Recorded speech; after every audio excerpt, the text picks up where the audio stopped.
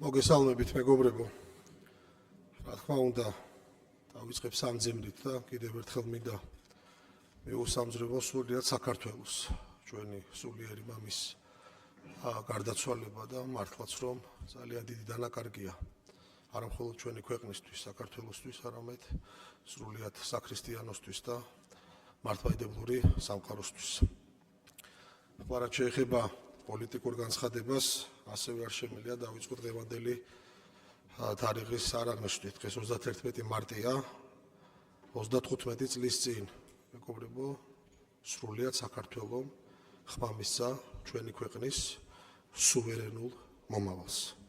სწორედ ამ დღეს მინდა გამოეხმაურო საქართველოს სუვერენიტეტის გაცხადებული მტრების, იგივე ნაცაგენტურის მორიგ გაერთიანებას და მათი მხრიდან ახალი უცხოელი პატრონების ძებნის მცდელობას.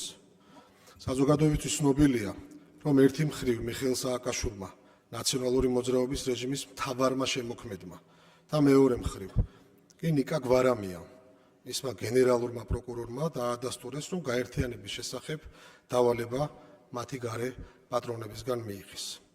მართალია ამ ძალებს ისინი პარტნიორებად მოიხსენიებენ, მაგრამ ყველამ კარგად ვიცით, რომ ისინი არა მარტი პარტნიორები, არამედ პატრონები არიან, რომლებიც საქართველოს და ქართული ხალხის საწინააღმდეგო გასცემენ დავალებებს, რასაც მათი მორჩილი, ზემოთხსენებული ადგილობრივი რადიკალები უსიტყვოდ ასრულებენ.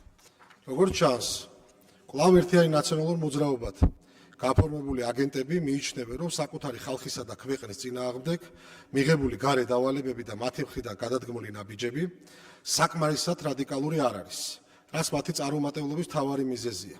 შესაბამისად გადაწყვიტეს უპირობო მორჩილების შეთავაზების სანაცვლოდ ახალი მათ წარმოდგენაში უფრო გავლენიანი გარე პატრონები მოძებნონ.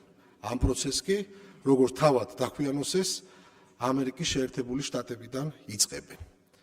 ჩემს გამოსვლაში მიმართავ ამ რადიკალურ ძალებს, რაზეც არ უნდა ისაუბროთ, ვისგანაც არ უნდა მიიღოთ დავალებები, გაერთიანების მერამდენე წრეზეც არ უნდა წახვიდეთ, როგორც არ უნდა შეფუთოთ და რა პიარ ტექნოლოგიაც არ უნდა გამოიყენოთ.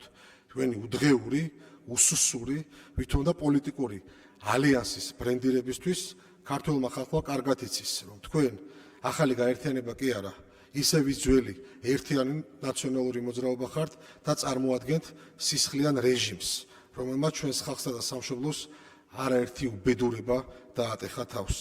თქვენთვის არ არსებობს ეროვნული ინტერესი. თქვენ არც ხელისუფლებაში ყოფნის დროს ემსახურებოდით საქართველოს და მით უფრო არც ახლა, რადგან მაშინაც და დღესაც თქვენთვის ამოსავალი წერტილი არა საქართველოს მოსახლეობის, არამედ თქვენი უცხოელი პატრონების ბრძანებების შესრულებაა.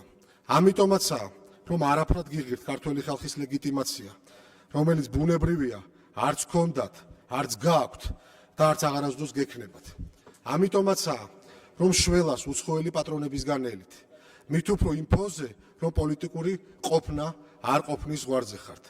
ამიტომაცაა, რომ საქართველოს წინააღმდეგ დასახული ყოველი ჩავარდნილი გეგმის შემდეგ ახალ-ახალ უცხოელ პატრონებს ეძებთ.